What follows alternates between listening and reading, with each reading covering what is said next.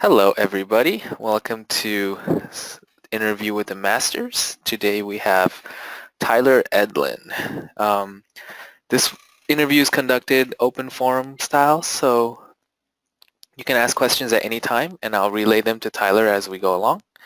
So without further ado, and real quick, registration for CGMA started yesterday, so go ahead and check out the classes.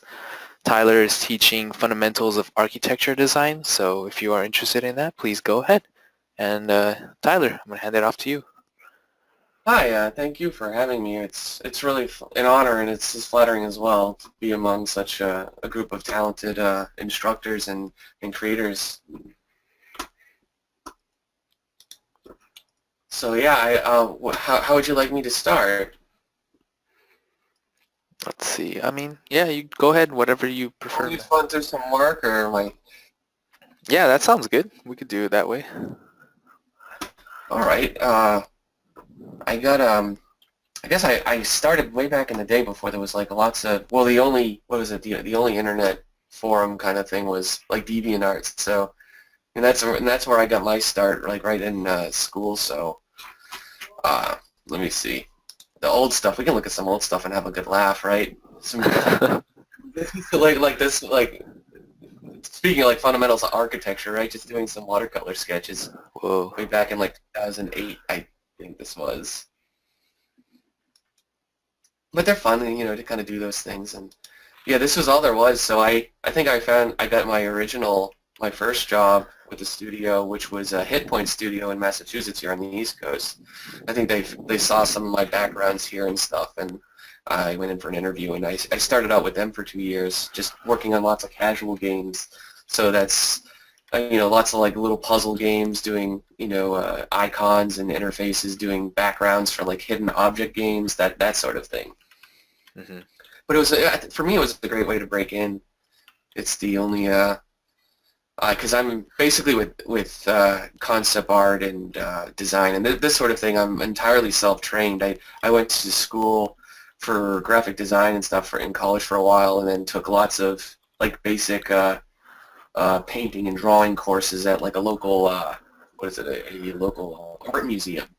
So I could just kind of pick individual classes I wanted to and stuff, and did like figure drawing, and would show up for weeknight sessions of that and everything. So lots of fun. I've always just been into well, actually, I kind of got more into environment inside of things, because when I was in school, my when I was in school when I went to the classes, everyone was said like, "Oh, your characters are just so much weaker," so that like they suck, So I was like, oh, okay, so I could figure that out. I'll just focus on some environment stuff, and so I kind of got pushed into it that way. So I've always just had lots of fun, designing cities and architectures and that sort of thing.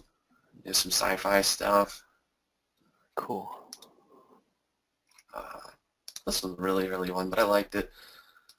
How long Creating ago? that epic. How long ago are these? This is, I think, 2010. So, yeah, Wow. 6 years ago now, right?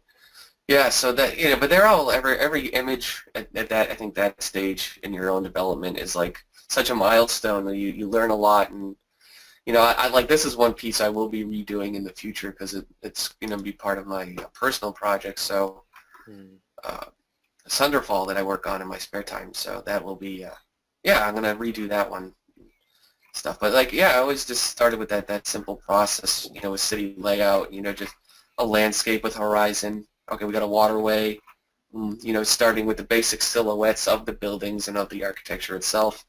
Then you can kind of just add the depth, and like a depth pass if you're doing 3D models, and then you can just kind of figure out and work in the details after, and give it some personality and charm, or your own personal touches. But oh yeah, so here's some of those interior concepts like I would do for that hidden object game. That's why the scenes are so cluttered, right? Because we had to hide. We would go back in and retroactively kind of like hide little objects and stuff in between things and stuff like that. So yeah, it was really fun, and it just got you just cluttering everything. Let's just pile junks on junk, junk on junk. So it was cool. I enjoyed it. And then, then I did this, and now I just can't escape it. Then that probably is going to be like the apogee of my career. And, it's cool, but unfortunately, I would like to get known for a few other things out there. That piece is great, dude. Next year when I go to CTN, or maybe if I'm at the CGMA booth, I'll have to bring that into shirts so I can do some shirts for it. But yeah, just like I love video games. That's where my true passion was kind of, in terms of creating, where it's derived from. Just I spent most of my childhood in, the 90s and stuff just playing lots of video games like Zelda and Final Fantasy, that sort of thing. Then, once after I actually got laid off from the original job I had, I would just start getting a little one-off kind of commissions here from DeviantArt itself, and I would get little things like this. And I worked on this project actually for a while now. Dark and Day, and I developed lots of the book's already written. It's really awesome, and there is a website for it if anyone's interested. But yeah, the author's really cool, and he would just present me with like really vivid descriptions of these cities and some of the key locations from the story. So I'd be tasked to kind of doing sketches and kind of coming up with what is exactly happening and that sort of thing. So that really kind of cool. And in terms of creative freedom, I had a real lot of it, and that when it comes to any kind of job, that's immeasurable how awesome. The more freedom you have on things, generally the better. So you're not so confined to like lots of restrictions and stuff. But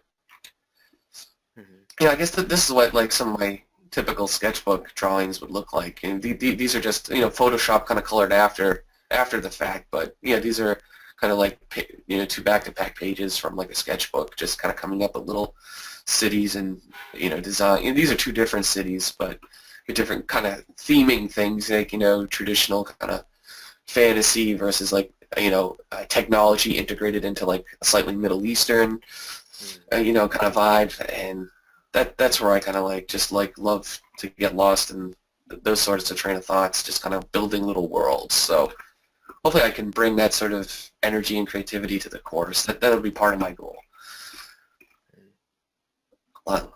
Yeah, this is like another one where another commission where the client presented me with this vivid top-down map where they labeled, I would say, somewhere between 1 and 200 little individual buildings on it. And I was just like, wow, that's just like that. Oh, shoot, where do I start?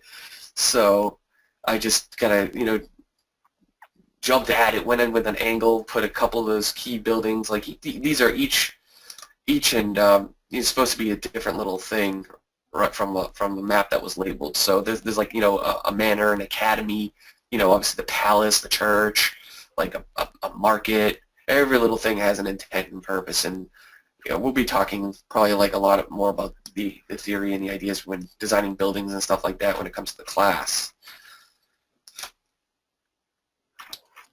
And then lots of the work I do, and I can show lots of examples of this shortly, is I get hired on some of these projects to do like these establishing shots for their world, and I just kind of come up with some of the like the only description they gave me on this, like we want to see some grand temple that gives the vibe that it's kind of holy or aligned with like a light affinity, something like that, the opposite of evil. So I tried to make something look kind of pure and majestic and stuff. Try to get some vibes from like, Theed from, the original Star Wars movie, well, not the original, but Phantom Menace, the first one there. Oh, so nice. Try to bring in ideas with that, with cathedrals, and go with the really kind of distant mountains and depth that like some of those Hudson River School painters have. So it's really, when I'm coming to make an image like this, I'm trying to gather all the resources and knowledge that I can possibly think of or comprehend for a given scene, so in this case it was film with classical paintings and kind of mixing it all, funneling it through my head, and this was what gets spit out. So that's kind of how my mind works in a lot of these cases. Similarly to this, like I was really into like the depth that was in that movie, Howl's Moving Castle, like those mountainsides that Studio Ghibli really puts into some of their films. So I try to give this type of vibe with, with the little, and then have like a little castle setting, of course above a waterfall, because that always makes things look more majestic and beautiful and serene. So, pardon my cough. And then I've done like lots of little games, like Forbidden Desert here from Game Right was an entire board game, a tabletop game that I get to do every little illustration for, and that kept me busy for a good eight months of, was it 2011 or 12, I think it was, but it was awesome. I just had some odd like 50 little illustrations around this size to do, and that was a lot of fun. Yeah, so that's like a lot of my early stuff. Now I can, I guess, talk about some of the recent things I was doing. I'm contracted out for this studio right now called StarDock, and they work on like a lot of they work on computer games, and they do like lots of kind of mid-budget ones, so stuff that's not really considered AAA, but things that are definitely above like an indie budget. So this is one title we put out, I think at the end of last year, called The Sorcerer King, and I started sprinkling a little bit of that art online, but most of it I haven't kind of got around to doing yet. But you know, that's like a piece from that, and then you know, this was another one, and you know, just kind of coming up with some. These are like set little illustrations that come up in a dialogue would appear. So if like the players are kind of clicking around a map, think like Civilization or something like that, they click on a castle or temple, this illustration just kind of pops up in a dialogue box and kind of shows it. So it kind of uses like a little of the imagination with the player and with the game itself, you know, and just more of those types of things. And then, like, actually, this is another thing from StarDock I have done, and this is just a small sample of that, but they actually hired me as a character artist on one of their projects, Fall from Heaven, and most people from Know Me wouldn't associate me as a character designer, so this has been an entirely learn as I go type of situation, fake it till I make it thing, where I've done somewhat like 60 different characters like this. Oh, wow. So far, and did turnarounds on them, and it's been really awesome. So this is like the vampire army. I had to design like 16 different dudes that were all various warriors of vampires and that sort of thing. So it's cool kind of coming up with the color schemes, the form languages, and their design aesthetics that you kind of can carry on from, you know, various different tiers of their troops and stuff. So I think I have a few of those in there. But yeah, I haven't really got, I don't put this in a portfolio, right, if I'm coming to a convention or something, because like I do like to get the environment work a lot, because these take me like a lot longer to do than like an environment, because I'm just not as quick at them. Uh-huh. And then like, you know, just coming with the role of being a freelancer, you always have to be able to switch gears if the project is necessary. So like I had to do super stylized characters for Forbidden Desert, and I don't even know if these ended up making it into the final game. They were supposed to be like player avatars, like you put them on a card, and each player, you know how it goes. You have a different skill set and strength for each character. So it was cool that they were really themed based, so I can kind of gear all their accessories and themes toward, you know, that one kind of word, which is their role. Kind of like if you're playing like, you know, like a video game, or you're like, if whatever class you are, basically. So yeah, here's some more examples of that actually. So me as a character designer that I try to pretend to be, but they're fun.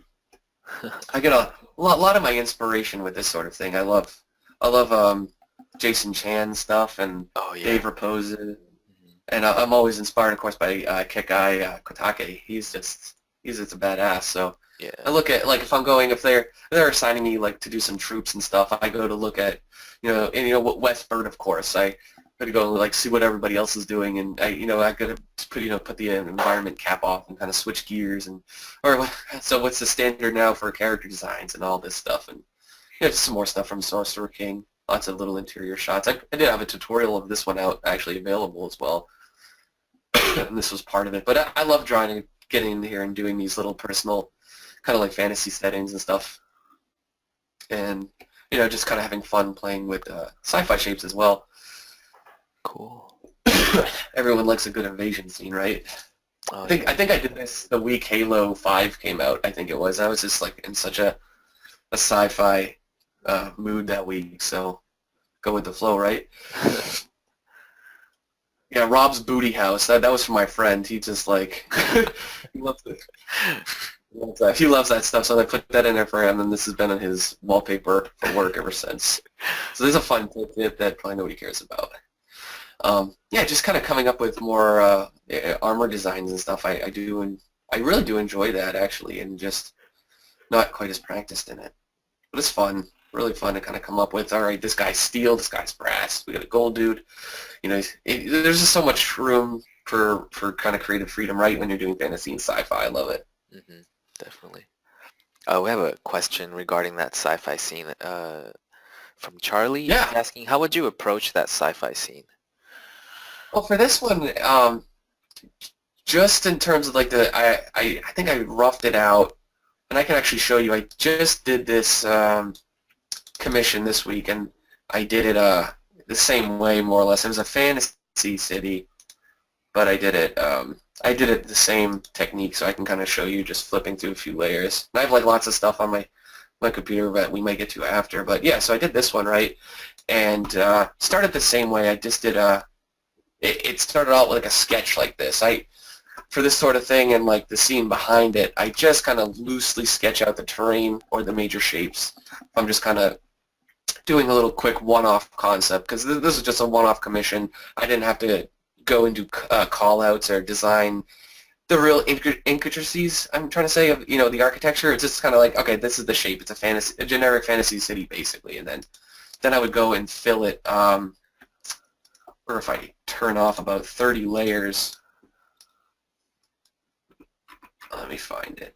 I'm sorry, yeah, I did, you just fill it in like you're doing a depth path from 3D where you just kind of, everything in the horizon in the background is really light and you kind of get darker every layer. You can kind of see hints of that kind of coming. I usually start that way, and I did it with the city. So, just work in the shape of the buildings. So, you can layer the shapes and then you make a layer above or below it for foreground or background, and you can just put the shapes of the buildings right behind them.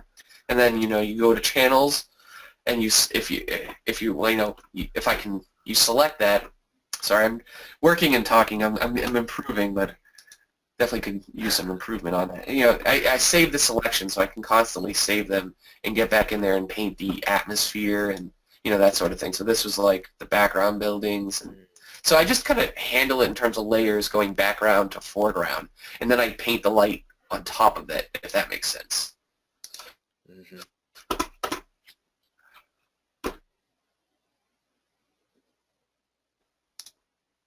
I mean, fantasy, sci-fi, it's very different genre-wise, but in terms of technique, it's just like a matter of different shapes.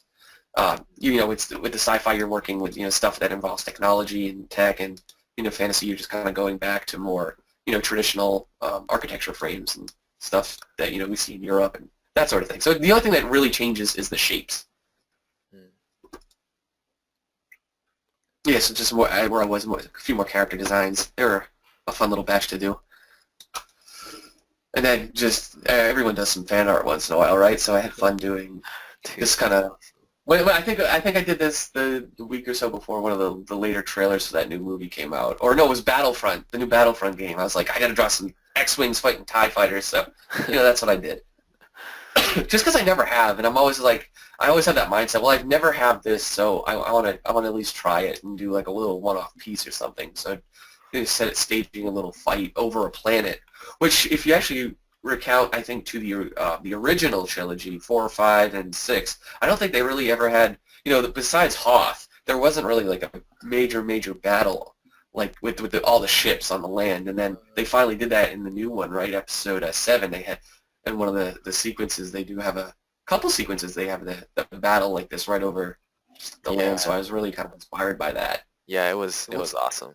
it was great. Right? Yeah. No one's going to argue that. It was so good. Yeah.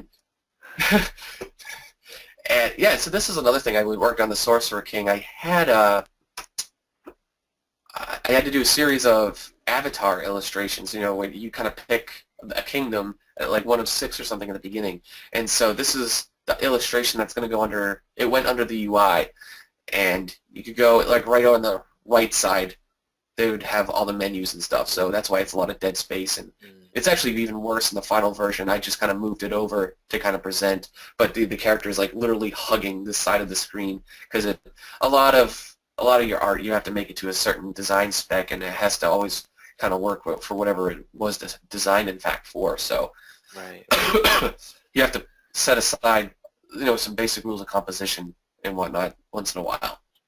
But I had fun. I had to do lots of little characters, and these I had like a 2-day turnaround kind of to budget out to do them each. So I was just blazing through those, and it was probably one of the most hardest and one of the most time-critical job I've ever had. I mean, could have been maybe a little more flexible, but they assigned, I think I had like 4 or 5 weeks to do, I think 6 completed illustrations like this. So I was trying to like just budget myself and get them done in a certain pace. And yeah, it was fun though. Cool, cool. I mean, I was drawing a wizard, right? I wasn't trying to rewrite any kind of rules or anything. So wizards have been done before. I can, with a little research and effort, I can draw up a wizard and get it to a presentable level. It's the rendering that takes the time. That's all. The design was already there. The scene. We have a question from Charlie again for that piece. The patterns on the window, did you do one, then copy them? Yes, I did, and I was kind of doing something similar even with the tree in Photoshop. I sketched out the shape of it, so I can show you now if I shut this off. Basically, you go to a brush and you shut off the transfer mode. Used to be an opacity, called opacity in the old, I think in the older Photoshops. But I would just draw a shape, and I make sure it's like a little cleaned up. You know, if you can do straight, and so I drew a shape and then did the arches and figured out how, little thing like that. And then what I do is in this case, you can stretch it and warp it. That helps. But then when you're done that, you hit copy and paste. And then what I can do is transform it again, flip it horizontally. So I can kind of move this over into here and kind of you start to come up with like original window designs and stuff like that. And then I just, like if I were going to commit to it this way, right, now I just need to draw a frame. Like so. So now I have my window. Or, I could go the other way and push it over to something like this. And then basically set it up like that. You mirror it and then kind of connect the dots. So that's how I designed every window that's in every one of my scenes that I've ever done. That's cool.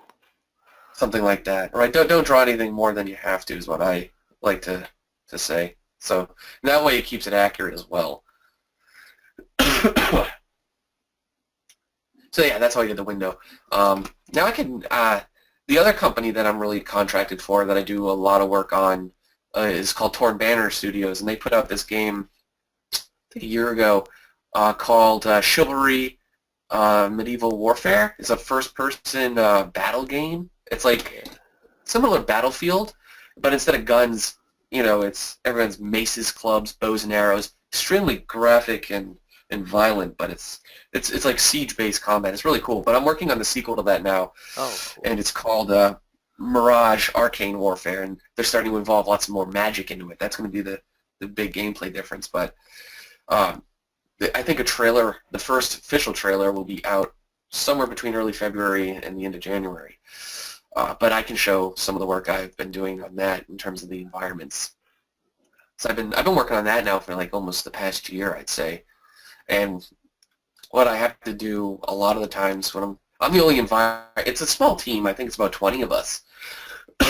And so I'm like the only guy that's doing the environment stuff. There's 3D guys building it and, the engine artist, but I'm the only 2D concept artist that is actually going to design the environments itself. So I just kind of talk to the producer, the higher-ups presenting my work.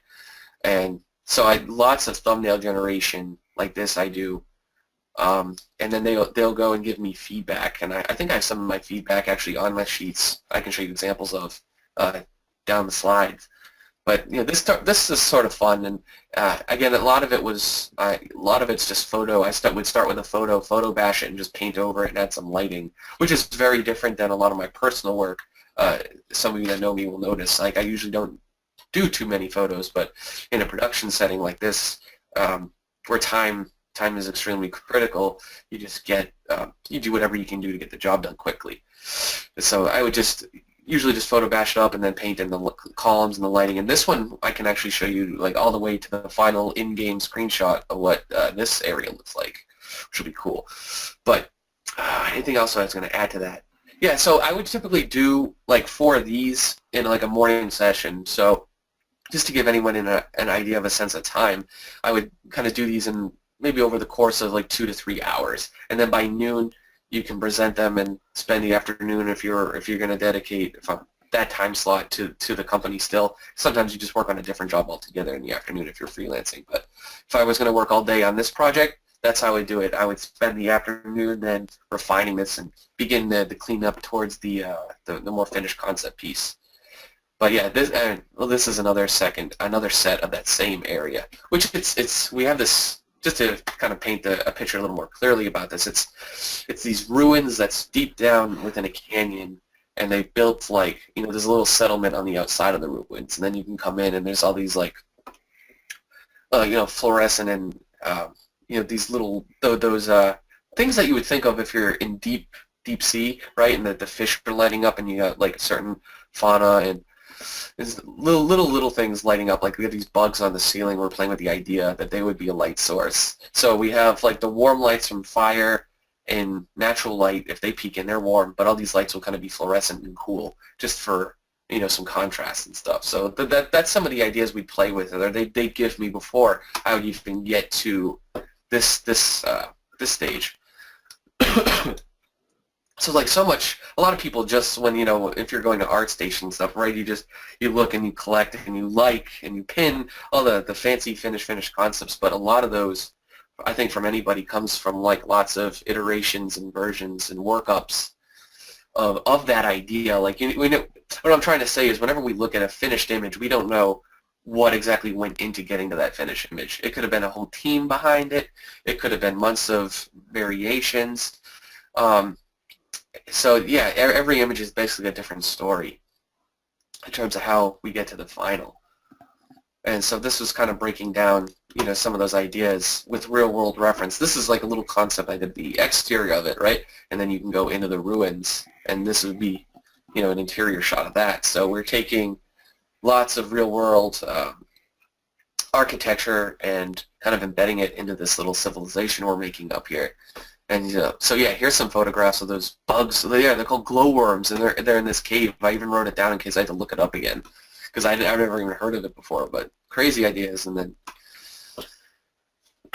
so yeah, lots of thought behind these things. I know like a lot of my own students now, they just jump at the idea of doing some thumbnails and putting down shapes and lines, but it's like I usually try to tell them, just slow down, and plot out your ideas. Do like a word, like a word bubble or something like this. Write down your ideas first and take that minute to do a little bit of planning before you go in and, putting your, pencil to the paper and drawing, because then you'll have a lot better of an idea of what you want to do. And you actually generate ideas quicker, in my experience as well. So like, yeah, here's just doing some drawings of like what the actual architecture would look like. Yeah, it's the ruined variation, and then the unruined one, just little adjustments. But yeah, because this is how it would look if it was built, and then obviously this is it in the game by default, and then we have the civilization coming in, building over this level. So everything's kind of done in layers, and that's how you kind of can get those really kind of deep, rich storytelling and narrative elements within an environment. So yeah, there's a larger one of the finished scene, which is mostly just like a mix of photo bashing and painting. Right. I have a question. And then this is actually... Oh yeah, go ahead. Question? Yeah. You got a question? Question from Garth. This pertains, when you're working on a new piece, how much time do you spend on reference and research versus sketching? As long as it takes. And I said it that way because, it's different for every piece. But if we're tasked with drawing something and we don't know it, when we need to be familiar with it as soon as possible. I've spent as long as 2 hours researching and referencing it, the right images. And that's something that I love. I preach about. And I hate to use that word preach, but like you can't. I don't think you should overlook the reference stage of things. You just, as a concept artist, we have to kind of come off that we're an expert at everything. Because really, at the end of the day, our job is to draw anything, or anything from any angle. that anything in the spectrum, we have to. We all don't know how to draw anything from any angle. We just don't. We don't have the mental capacity to. So we have to just do as much research as necessary, for a given task. But yeah, anywhere from 30 minutes to 10 minutes to 2 hours, so whatever it takes. With this particular project, though, we have a big team-based Pinterest board, which if nobody uses that, I recommend it to everyone. I used to just think it was my thing. My wife would go on there and collect little house projects on and stuff like that. Maybe that's how it started, but it's like such a valuable asset for managing and organizing references. So we'd have like different cities, real-world cities. I can't think of the name of them. I can actually go to some of that Pinterest stuff now just to kind of give you just a little idea of it, because I don't know the name, but just how a lot of the references organized. I mean, this is the news feed. That doesn't really count, but like this stuff, we got like Yemen, we got just desert ones, floras, mechanical things, Pakistan, Afghan reference, Iran, Persia, the North Africa section of things. We have Saudi Arabia. There's like so much, doors, interior moss, like all kinds of things. You just gotta, and Pinterest is just so awesome for organizing the reference. That's awesome. I'm gonna be following you on Pinterest now. I don't know if most of that stuff's for work, and I don't even know if I don't even know if I have any public ones. I'm gonna make some soon, but yeah, I just basically follow like Anthony Jones and a couple of those other guys. But yeah, there are lots of people. I have just that's a cool thing about Pinterest is somebody has a huge background art collection. You just follow it and you instantly get like everything that they've already found. So it's like a lot of piggybacking going on. It's great.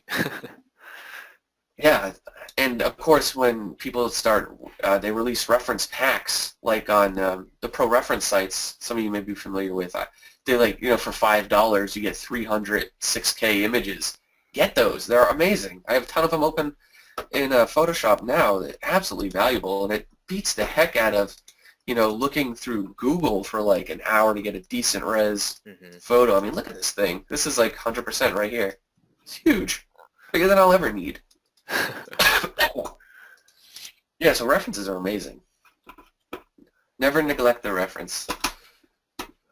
Like this scene, I'm drawing this mountainscape, right? And I've drawn hundreds of these types of mountains, but I'm still like, I'm not gonna use the reference as a crutch, but I'm gonna make sure it's there to help guide me if I get stuck or if I slow down. So if I'm getting slow, if I need to think of how to make a shape, I'll just like, oh, okay, that's how it, and just it's kind of like for morale and encouragement in a way. It's part of it's another member of your team, the reference itself. That's how I think of it anyway. And so this is kind of like our working kind of pre-alpha actual in-game engine shot of the level so far. It actually we ended up going with a much more stylized aesthetic than my original kind of concepts were. A year ago we just didn't have that direction, but now we're kind of going with a very, very stylized lighting and shape-based thing. But it's cool that the talented 3D artists on the team are able to take my more realistic concepts and kind of convert them into like, more stylized approach. So that's kind of currently how it looks. And here's another one with the little glowing mushrooms and stuff. That's cool.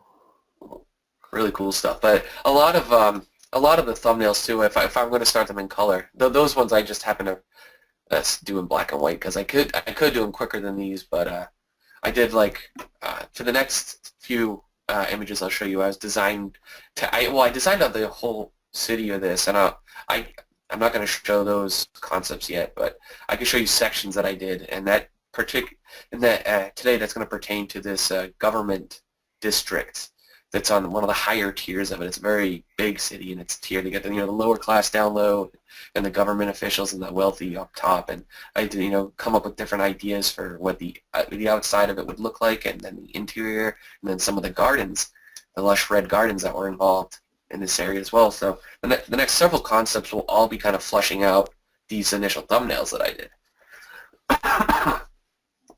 Oh, the colds are terrible. Sometimes I would start them actually in Google SketchUp, because it's free and it's the only 3D I really know.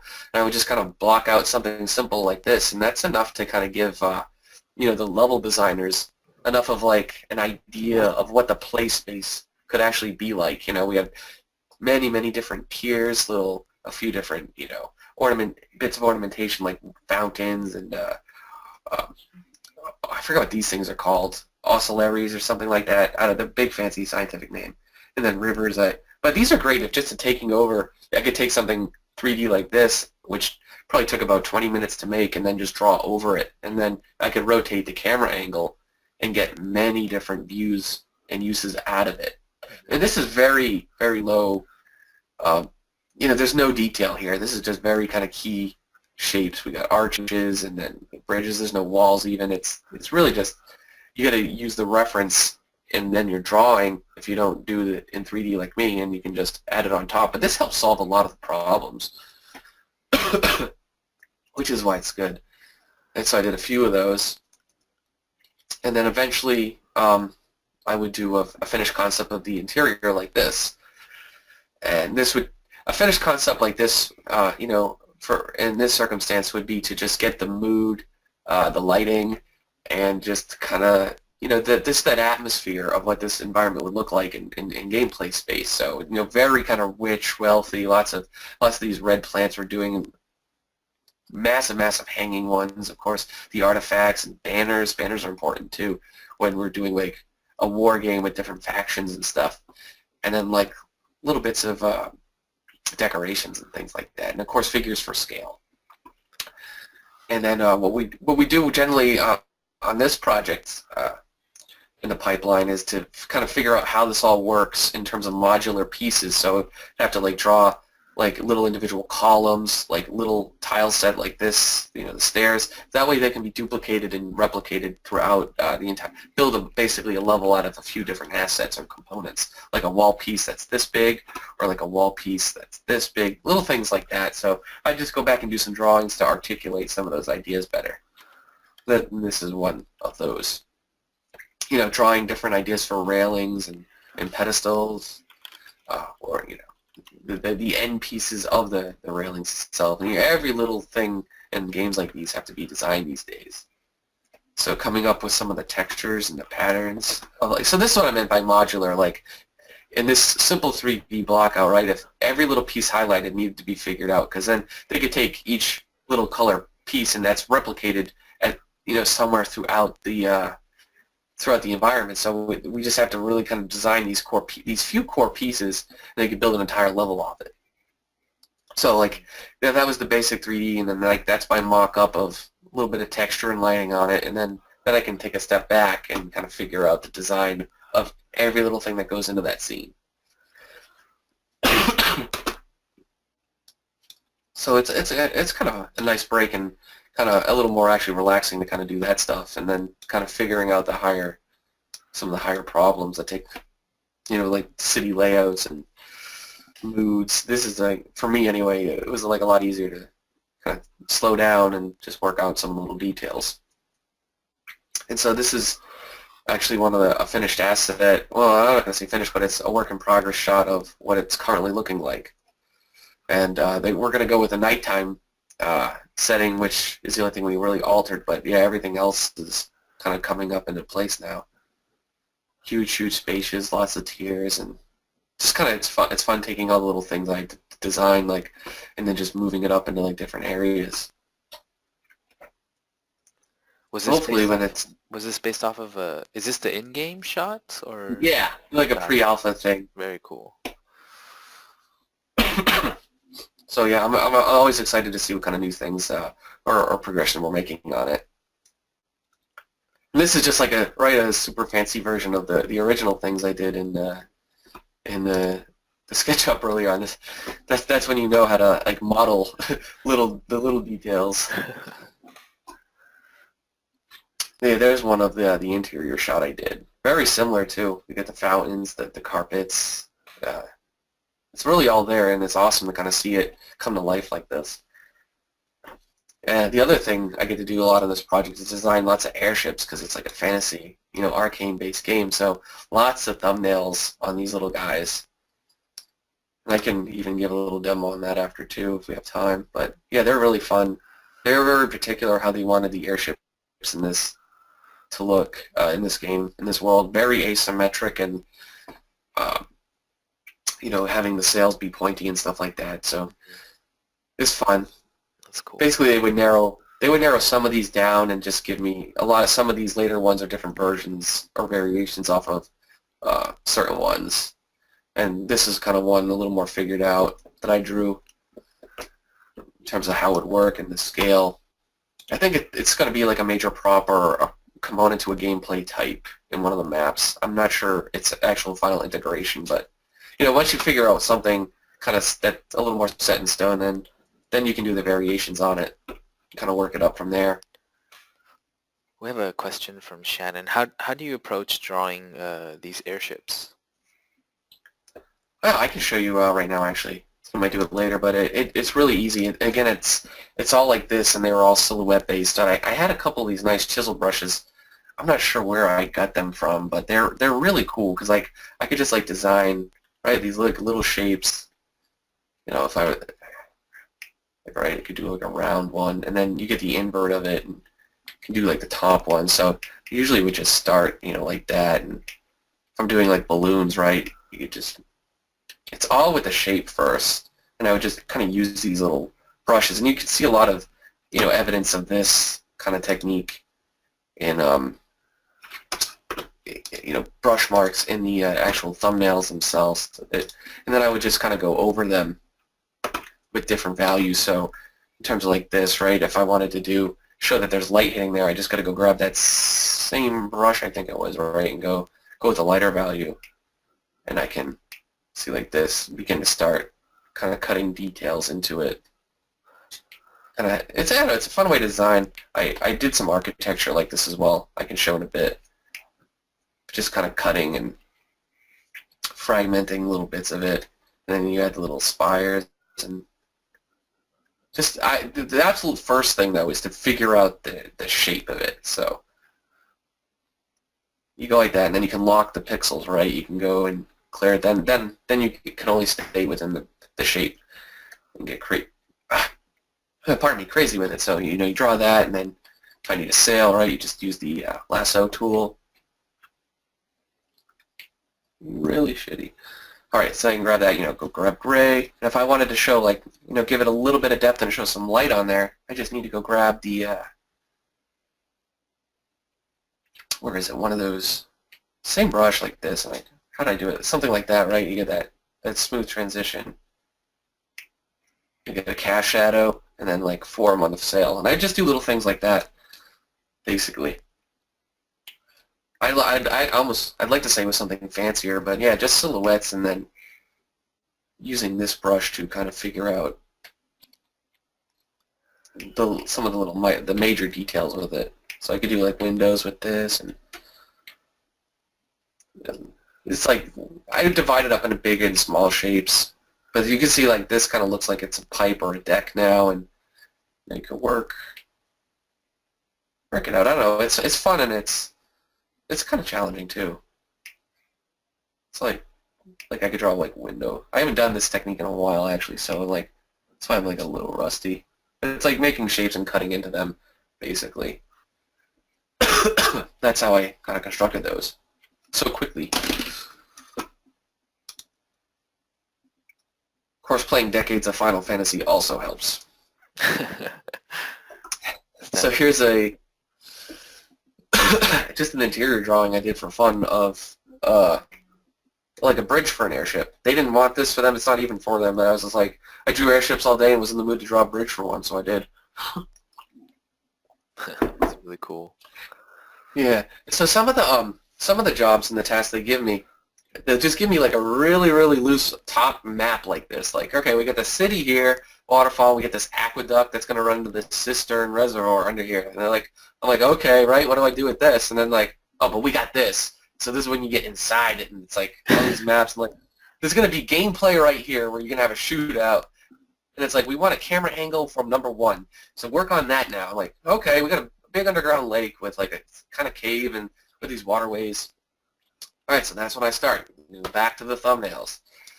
From camera angle 1, we're looking into this big open space. What does it look like? And you just kind of play with little ideas and, photo bash. Like, they think this is just like some part of some restaurant or church in, in Europe somewhere, or was it Romania? I don't know. I took the photo, made it into a cave scene. You do whatever you can to get the job done.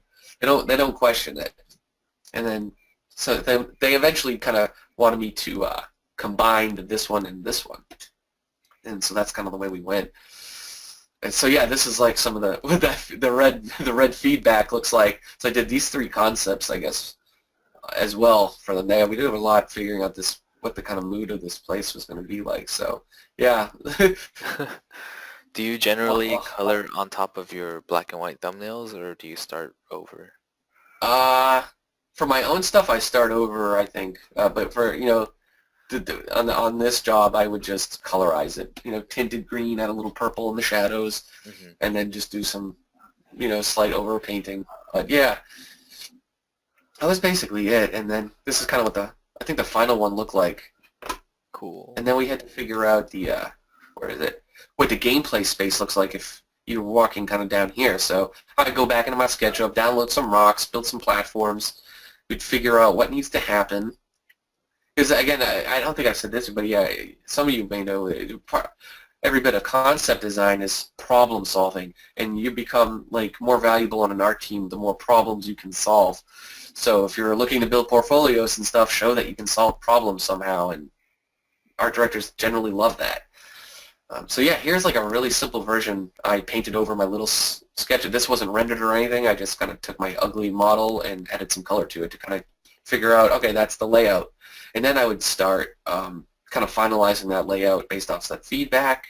Because we're figuring out how the player is going to be working in this space, and then kind of block out a little illustration, and then eventually add a little detail to it. So yeah, that's kind of fun to do too. A little bit of rock textures, but it's mostly hand painted. So that's kind of like some of the stuff I've been working on for on Arcane Warefare, and then I'll show some of the stuff on my personal project I've been working on, if that's fine. If anyone has questions or whatever, just feel free to ask.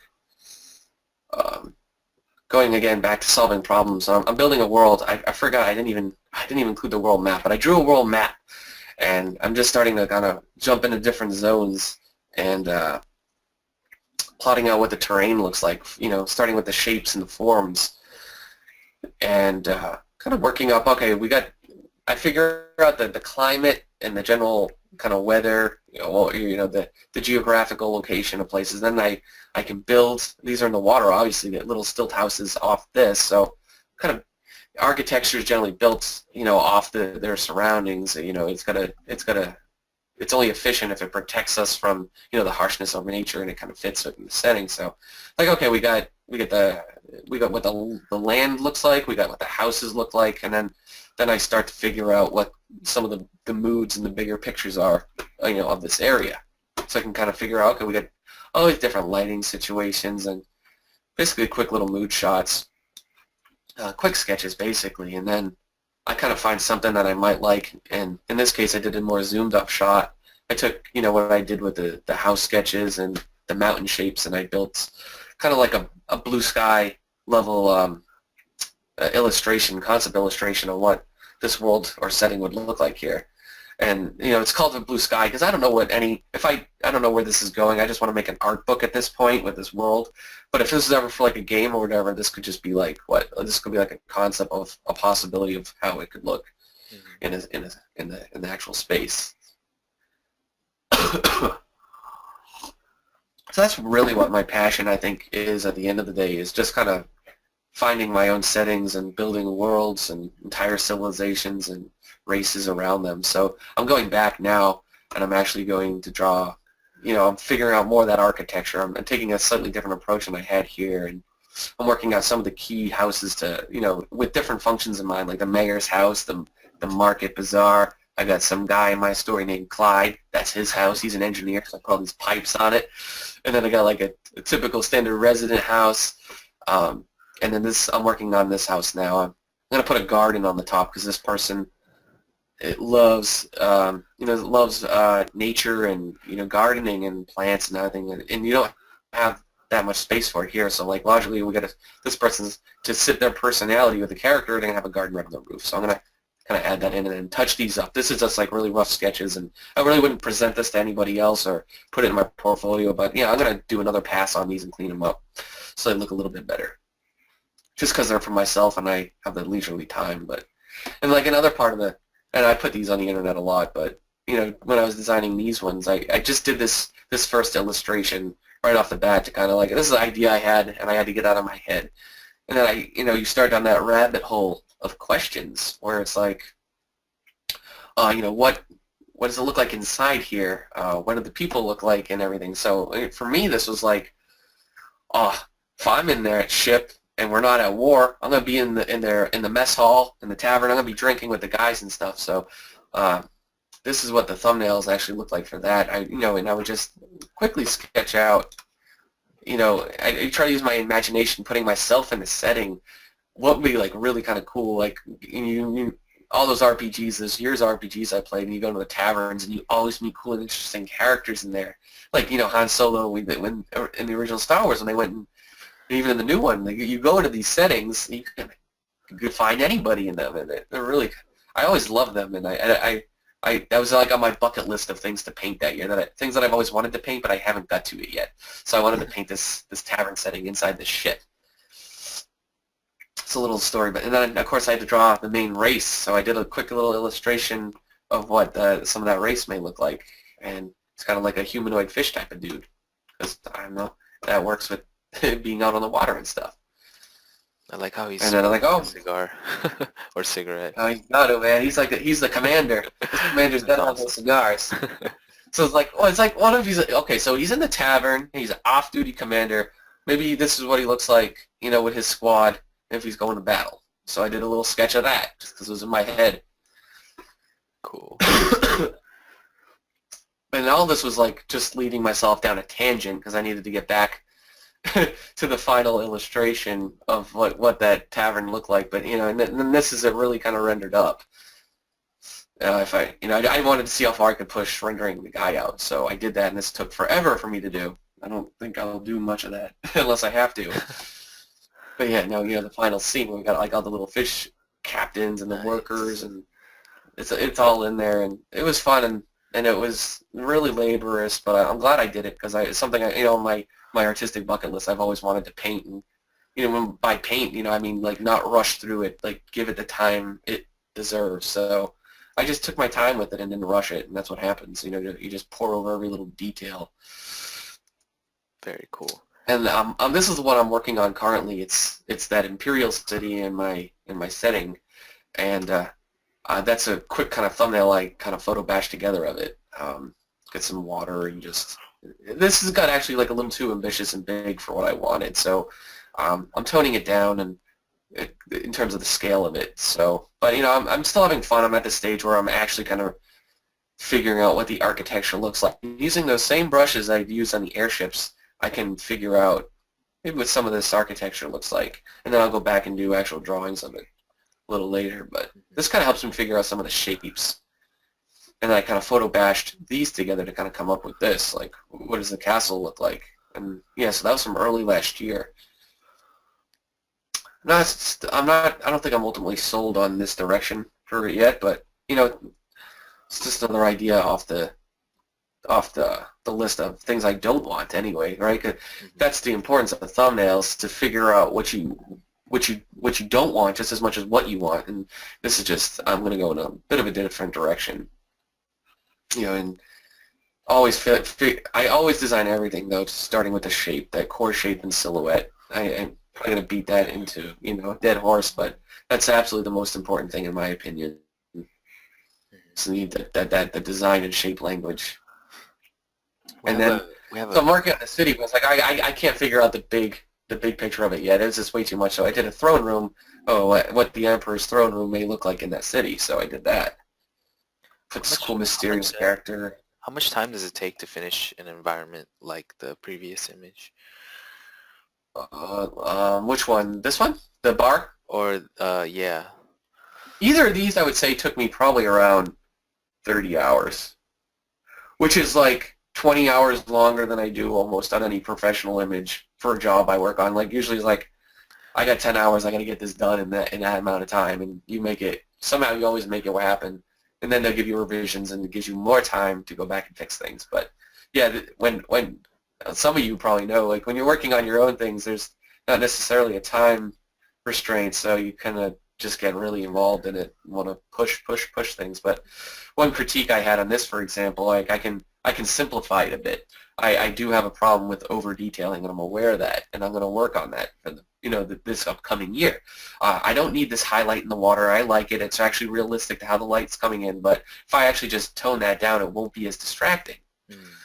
So, like, and the other thing is too, I could add a little more atmosphere back here behind the pillars, so I don't quite see all the detail of the windows. I mean, they're there, they're important. It might be that clear, but I have to use that artistic license that we all have a little more wisely, just to obscure, so to keep the importance and the emphasis kind of right here, that kind of Right. that area of importance. So, and then this is one of my. Really quickly, for a quick question again from Charlie. For the fish characters that you did, or your characters in Yeah. general, do you draw the bear figures first, then add the armor and clothing? Or how do you... That I drew it exactly like I presented it. I started with this single image, and that was the first concept I did of them, and I just kind of worked it out. And obviously, like as I developed them, I started off, he was much more kind of used the shells and parts of the sea and salvage as armor bits, but as I kind of progressed to him, I lost that, right? And I kind of went with more. It's okay. If this dude's a general, he's going to have actually nice armor. So that's kind of like, I guess, how I went through. So this is basically, I guess, my sketches, because they're humanoid for 90% of it. Humanoid proportions. I really just changed the head. That was it. Like, he's got like a fish head, like something like Admiral Akbar, right from Star Wars, and his little friends that fly. You make a new race by you make someone's legs longer or shorter, change the legs and the head, and you got a new race. That was the mentality I had at the time, anyway. But yeah, this is like my newest version, or this year's attempt. I'm calling it at the city. Where I'm just scaling things down a little bit. Not making it quite so big, but it's still pretty vast. I don't know. I'm gonna do a couple versions of this. See how it goes. Cool. And yeah, some of my characters, I'm working on characters as well, because it's not my strongest bit, but I'm working on designing some of the key characters. And as you see, this is some of the more recent ones I've kind of explored with. And yeah, you'll notice they're a lot more stylized. I'm learning I'm having a lot more fun doing character designs like this than I was, laboring over things like this. Like, that looks cool and everything. It's like I don't have freaking 25 hours to figure out what a character design looks like. So I'm having a lot more fun kind of simplifying and playing with big shapes and color and that sort of thing. So, and that's how some of them started. Like, this was some race I was working on, and I started with this simple sketch, and the final version was just like way complicated, and I was like, now I'm kind of just going back to where I started. Mm-hmm. That kind of minimalistic and the more simple approach, because like, I don't know, there's a place and a time for this, hyper rendering, but it's like, I don't know, I'm just gravitating more toward the simple this year. I think that's what's in store for me. So like, here's my little lineup of characters I'm working on, and I would just start with a simple drawing like this. Well, this might be like 2 sketches overlaid in, just cleaning up, but I just start with keywords, in terms of where they might fit in the story, or something like, Sky Pirate with the 80s punk vibe, and he dual wields pistols, and he's got a cool vest. And then, like, we got like a spirit trapped in a mechanical suit, and he's very enigmatic, and the armor is a mix of retro and future type of looking things, but you won't have like an abundance of wires or anything like that. And then we got like a military scientist, so he's a master of blades, and he's got a cool mustache, and he's the little badass of the group. At least he thinks so, because he's got a cigar and a mustache, so that must mean you're cool in my book. I don't know. pretty cool, man. It's true. That's just how my thought process is when working on things like that. So everything when I draw things for this setting and stuff, everything's got such a great context to it. So if you're working on your own things, just give everything context, and they become that much more rich. And I think they tend to intrigue people a lot more because they're just like not everything in them just not random or one-offs. You're working to build an entire world, or it has a certain direction to it. So that's all I'm trying to say. I keep what is it? I recommend this software. It's free. It's called Evernote. So I outline everything in it, like from my thing, plots and characters, enemy motives, like everything, locations.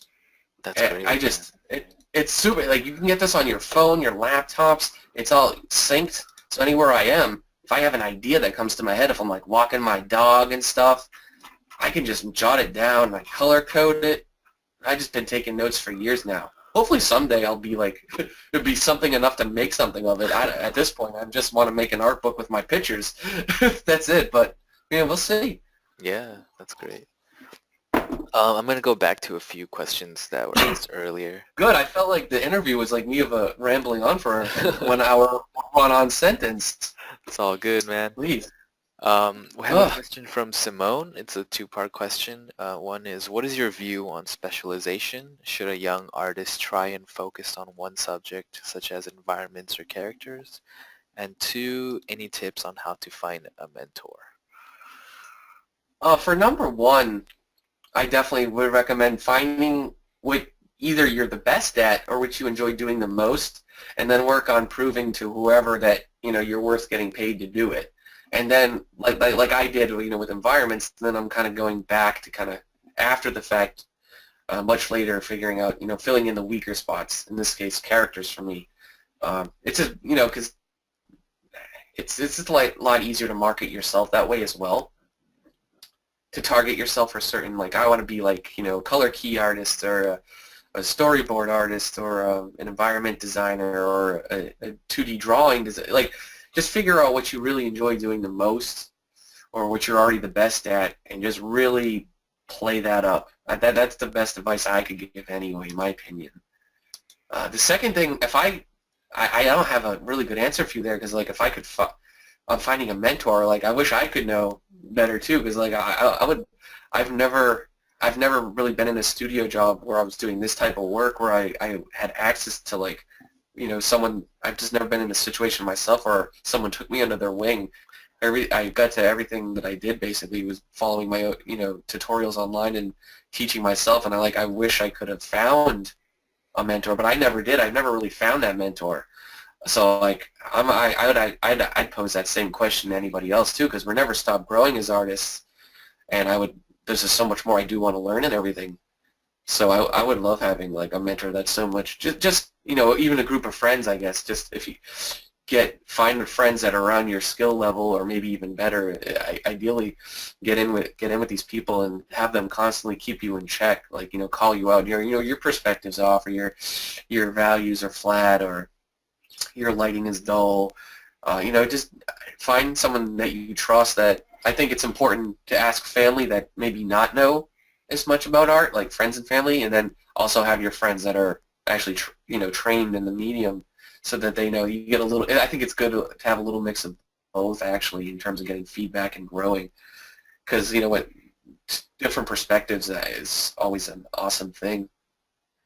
I'm sorry, I think that's the best answer I have for that. I don't really know. I mean, I think with the online mentorships, at least with my students, a lot of, I don't want to go and try to promote that over CGMA things, but I do have my thing, and I've become good friends over the course of them with anybody that's ever took any of my courses. And I don't, if they come up and ask me like, hey, I'm stuck with this, I'm not going to like, hey, you're not paying to talk to me, I'm not that type of person. So it's if somebody has a question, I'm going to take the time to, when I have it and address it with you. So I just think, kind of going back to that thought, take classes like at CGMA, take mentorships anywhere you can, and show to whoever you're working under in that situation. I mean, even though you're kind of paying up front, but show them that you're a nice person and that you're hardworking, and that goes really far.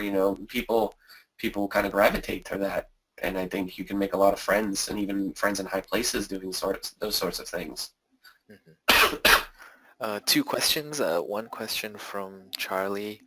How do you transition from drawing with a pencil to doing Photoshop? And the second question from Sergio. Did you start your career doing interface design? No, I never did serious amounts of interface design and UI stuff. I've done like little one-off things, but it's never been a serious part of anything I really did. And what was the first one again? Something about... How did you transition from drawing with a pencil to doing Photoshop? I don't know. I think for me it was really natural because I played so many video games. My hand is always kind of disconnected from the screen. So I actually hold my Wacom tablet similarly. I know I think a majority of people put it on their desk, right? They have their tablet on their desk and they just draw it.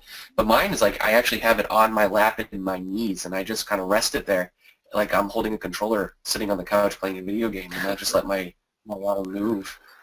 And it was always kind of fairly easy for me because I didn't do like I wouldn't say I never did a serious amount of technical drawing on paper. Everyone draws and stuff, but I'm not a draftsman. That's not where I'm really strong at. So I'm more like I paint in big, broad shapes. That's why my sketches look kind of mediocre, and I start just getting in as soon as I can to painting with the bigger, broader shapes. Because that's how my mind works. So just kind of learning more about yourself, just through lots of repetition and work, you can figure out what you kind of gravitate towards and what's easier for you. Because I guess Cintiqs would be the other way to solve that problem. Those are, from what the little I've used of them, they're a lot more natural progression to just draw on. And your strokes, for character artists, I know in particular, love those things because you can they're a little more intuitive to use.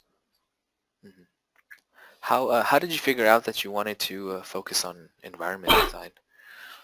Oh, because everyone said my characters were weak. I would draw these little scenes. I draw these student level little scenes, like really, really bad stuff now. Like it was just like early stuff. Like, wow, you got a sense of scale and your scenes in place, but your character's just ugly. I'm like, oh. Oh man. I'll try doing better next time. I was like, I always love a character, but I guess it just, for me, it doesn't come as naturally. Right? Some people are just naturally inclined to be artists. Some are musicians. Some just have some can pick up a computer and just know how everything works, right? It's just our innate ability. Well, mine just doesn't quite as much lie with characters, so that automatically just kind of pushed me towards environments. And it turns out I do enjoy doing them quite a bit. Cool. Do you have any tips into organizing workflow and creating an effective production plan?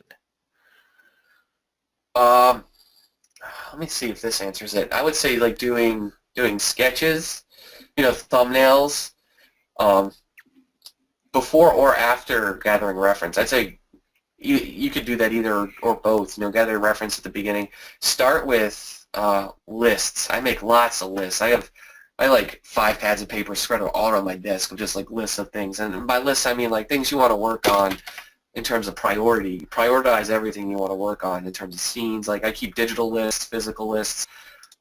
They keep you moving and flowing. Like if I made a book, like I have contents of from the world map. I have regions. I have areas in regions. I have towns. I got cities. I got bases. All these things. I just keep lists for everything, and that really just helps me direct lots of free up my mind mentally, so I'm not always trying to remember everything.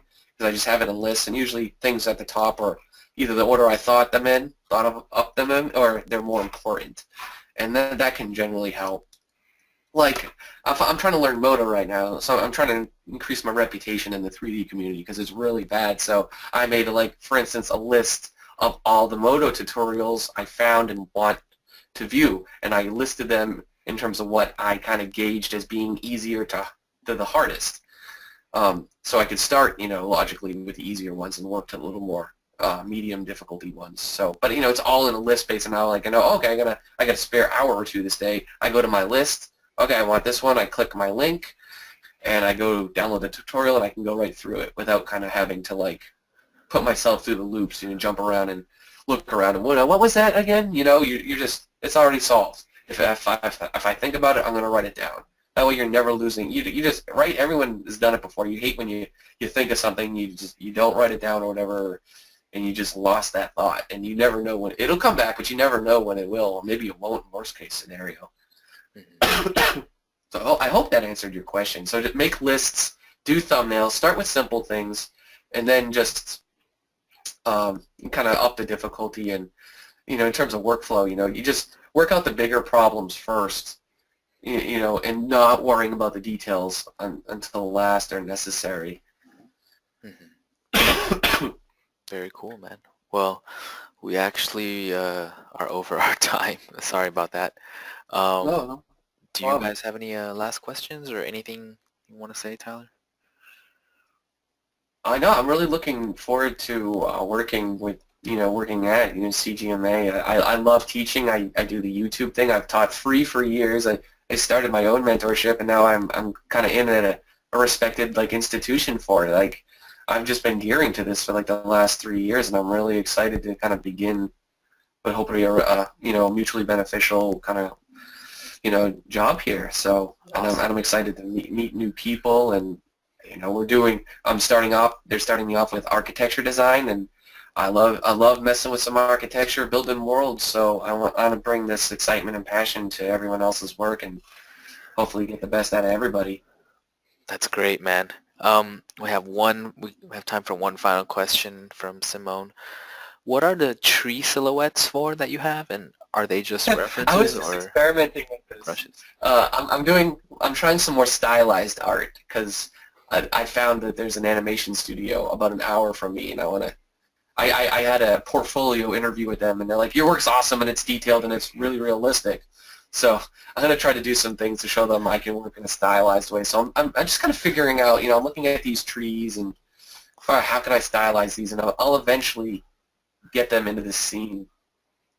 And see, I have trees there. These are all trees.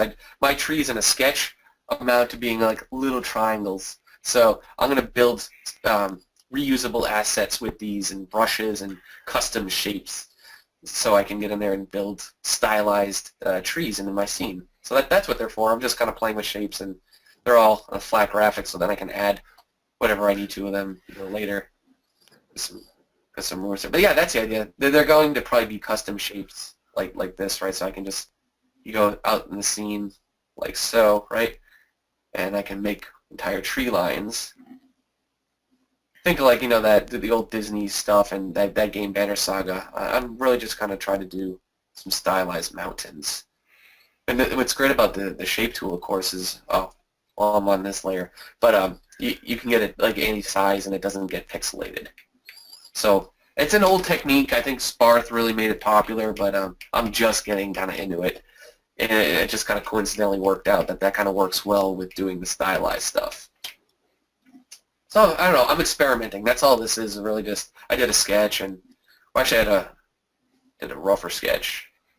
That's kind of like the idea of it, right? I can use these custom shapes to instantly draw snow planes and then glaze the atmosphere and whatever. But yeah, it's all kind of based off this older sketch I did. But yeah, I'm just kind of experimenting. That's what I do on the weekends when I'm not kind of stressed out over a lot of things. I just kind of get in here and play and see what my mind can kind of come up with, or what kind of new techniques I can find. Cool. Awesome. Well, thank you so much, Tyler. It was great to see all your work and your insight. It was an absolute pleasure. Definitely.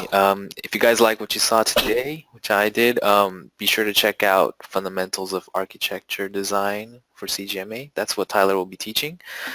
He has a lot of Gumroads too. If you guys aren't familiar with Gumroads, they're tutorials that you can buy for extremely cheap, in my opinion. It's great Yes. deal. And all these people selling them that cheap. I have to sell mine that cheap. yeah, Right? You gotta just know what the market is. Because when I was training back in the day, Noman DVDs, they were like $50-$60 a pop. oh yeah, man. You got less than what a lot of these Gumroads sell. So I'm like, oh man, times have changed. Definitely. I went broke when I was in college buying those damn things. Dude, me too. I can still go broke on the gum roads, just like, oh, there's so Yeah. many. Well, that's why I make gum loads to pay for the gum loads that I buy. There you Support go. the habit. Awesome. Well, thank you guys so much for being here this Saturday, and yeah, have a great day, Everyone, guys. take care. It was a pleasure. Awesome. Thank you so much. Bye. Bye-bye.